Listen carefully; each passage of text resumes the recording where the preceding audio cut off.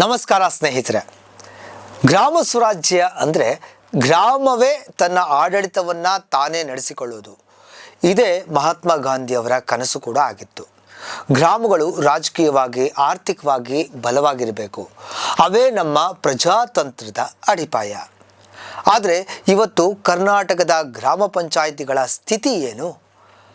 ಹಣ ಇಲ್ಲ, ಅಧಿಕಾರ ಇಲ್ಲ, ಸ್ವಾತಂತ್ರ್ಯ ಇಲ್ಲ. ಹೊಸ ವರ್ಷಕ್ಕೆ ಕಾಲಿಟ್ಟರೂ ಕೂಡ ಪಂಚಾಯಿತಿಗಳು ಖಾಲಿ ಕೈಯಲ್ಲಿ ನಿಂತಿದೆ. 1993ರಲ್ಲಿ ಸಂವಿಧಾನದ 73ನೇ ತಿದ್ದುಪಡಿ ಜಾರಿಯಾಯಿತು. ಪಂಚಾಯತ್ ರಾಜ್ ವ್ಯವಸ್ಥೆಗೆ ಶಕ್ತಿ ಕೊಡಬೇಕು, ಹಳ್ಳಿಗಳಿಗೆ ಅಧಿಕಾರ ವರ್ಗಾಯಿಸಬೇಕು ಅನ್ನೋದು ಇದರ ಉದ್ದೇಶವಾಗಿತ್ತು. ಒಂದು ಕಾಲದಲ್ಲಿ ಕರ್ನಾಟಕ ಇದರಲ್ಲಿ ಮುಂಚೂಣಿಯಲ್ಲಿತ್ತು. 1983ರಲ್ಲಿ ರಾಮಕೃಷ್ಣ ಹೆಗಡೆ ಅವರು ಅಧಿಕಾರ ಹಳ್ಳಿಯಿಂದ ದಿಲ್ಲಿಯ ಕಡೆಗೆ ಹರಿಬೇಕು ಅಂತ ಹೇಳಿದರು. ಆದರೆ ಇವತ್ತು ಸ್ಥಿತಿ ಏನಾಗಿದೆ? ಅಧಿಕಾರ ಅನ್ನೋದು ದಿಲ್ಲಿಯಿಂದ ಹಳ್ಳಿಗೆ ಇಳಿದು ಬರ್ತಾ ಇದೆ. ಹಣಕ್ಕಾಗಿ ಗ್ರಾಮ ಪಂಚಾಯಿತಿಗಳು ಕೇಂದ್ರದ ಬಾಗಿಲು ತಟ್ಟುವಂತಹ ಸ್ಥಿತಿ ನಿರ್ಮಾಣವಾಗಿದೆ. 15ನೇ ಹಣಕಾಸು ಆಯೋಗದ ಹಣ ಇನ್ನೂ ಕೂಡ ಕರ್ನಾಟಕದ 6,000 ಪಂಚಾಯಿತಿಗಳಿಗೆ ಬಂದಿಲ್ಲ. 2,100 ಕೋಟಿ ರೂಪಾಯಿಗಳು ಬರಬೇಕಿತ್ತು. ಮೊದಲ ಕಂತಿನ 1,092 ಕೋಟಿಯೂ ಕೂಡ ಬಿಡುಗಡೆ ಆಗಿಲ್ಲ. ಎಲ್ಲ ಷರತ್ತುಗಳನ್ನು ಕೂಡ ರಾಜ್ಯ ಸರ್ಕಾರ ಪೂರೈಸಿದ್ರೂ ಹಣ ಮಾತ್ರ ತಡೆ ಹಿಡಿಯಲಾಗಿದೆ. ಆದರೆ ಕೇರಳ, ತಮಿಳುನಾಡು, ಪಶ್ಚಿಮ ಬಂಗಾಳಕ್ಕೆ ಹಣ ಬಂದಿದೆ.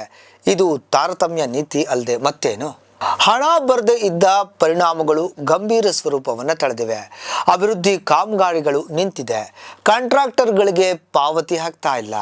ಕೆಲ ಕಡೆ ಕುಡಿಯೋ ನೀರಿಗೂ ಕೂಡ ಹಣ ಇಲ್ಲ. ಮೇಲಾಗಿ ಬ್ಯಾಂಕ್ಗಳ ವಿಲೀನದಿಂದ ತಾಂತ್ರಿಕ ಸಮಸ್ಯೆಗಳು ಕೂಡ ಉಂಟಾಗಿದೆ. 800ಕ್ಕೂ ಹೆಚ್ಚು ಪಂಚಾಯಿತಿಗಳು ತಮ್ಮದೇ ಹಣವನ್ನು ತೆಗೆದುಕೊಳ್ಳೋದಕ್ಕೂ ಕೂಡ ಸಾಧ್ಯವಾಗ್ತಾ ಇಲ್ಲ. ಈ ಎಲ್ಲ ಸಮಸ್ಯೆಗಳಿಗೆ ಹೊಣೆ ಯಾರು? ಕೇಂದ್ರ ಹೇಳುತ್ತೆ ಚುನಾಯಿತ ಪಂಚಾಯಿತಿ ಇಲ್ಲ ಅಂತ. ಆದರೆ ರಾಜ್ಯ ಸರ್ಕಾರ ಹೇಳುತ್ತೆ ಹಣ ಕೇಂದ್ರದಿಂದ ಬರಬೇಕು ಅಂತ. ಆದರೆ ಸತ್ಯ ಏನಪ್ಪ ಅಂತಂದರೆ 2022ರಿಂದ ತಾಲೂಕು ಜಿಲ್ಲಾ ಪಂಚಾಯಿತಿ ಚುನಾವಣೆಗಳೇ ನಡೆದಿಲ್ಲ. ಗ್ರಾಮ ಪಂಚಾಯಿತಿಗಳ ಅವಧಿಯೂ ಕೂಡ ಮುಗಿದಿದೆ. ಚುನಾವಣೆ ಮಾಡದಿದ್ರೆ ಹಣ ತಡೆ ಹಿಡಿಯಲು ಕೇಂದ್ರಕ್ಕೆ ಕಾರಣ ಸಿಗುತ್ತೆ.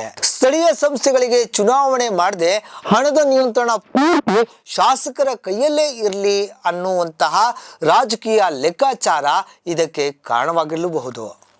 ಒಂದು ಕಡೆ ಕೇಂದ್ರ ಸರ್ಕಾರ ಅನುದಾನವನ್ನು ತಡೆ ಹಿಡಿತಾ ಇದೆ. ಮತ್ತೊಂದು ಕಡೆ ರಾಜ್ಯ ಸರ್ಕಾರ ಚುನಾವಣೆಗಳನ್ನು ವಿನಾಕಾರಣ ಬೇಕು ಅಂತಲೇ ಮುಂದೂಡ್ತಲೇ ಬಂದಿದೆ. ಇದರ ನಡುವೆ ಗ್ರಾಮ ಪಂಚಾಯಿತಿಗಳು ಕಾಗದದ ಸಂಸ್ಥೆಗಳಾಗಿ ಉಳಿದಿದೆ. ಅಧಿಕಾರ ಇಲ್ಲ, ಸಂಪನ್ಮೂಲ ಕೂಡ ಇಲ್ಲ.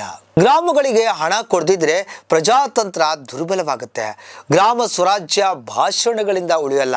ಅದು ಉಳಿಬೇಕು ಅಂತಂದರೆ ಚುನಾವಣೆಗಳು ಸಕಾಲದಲ್ಲಿ ನಡಿಬೇಕು. ಪಂಚಾಯಿತಿಗಳಿಗೆ ಕೊಡಬೇಕಾದ ಹಣವನ್ನು ಕೊಡಬೇಕು. ಇಲ್ಲವಾದರೆ ಸ್ಥಳೀಯ ಆಡಳಿತ ಅನ್ನೋದು ಸಾಂವಿಧಾನಿಕ ಭರವಸೆಯಾಗಿ ಕೇವಲ ಮಾತಾಗಿಯೇ ಉಳಿಯುತ್ತೆ ಹೊರತು ಕಾರ್ಯರೂಪಕ್ಕೆ ಬರೋದಿಲ್ಲ. ಜನಸಾಮಾನ್ಯರಿಗಂತೂ ಸಂಕಷ್ಟ ತಪ್ಪಿದ್ದಲ್ಲ. ನಿರಂತರ ಅಪ್ಡೇಟ್ಸ್ಗಾಗಿ ನೋಡ್ತಾ ಇರಿ ವಿಜಯ ವಿಶ್ವವಾಣಿ. ಇದು ಜನಮನ ಧ್ವನಿ. ನಮಸ್ಕಾರ.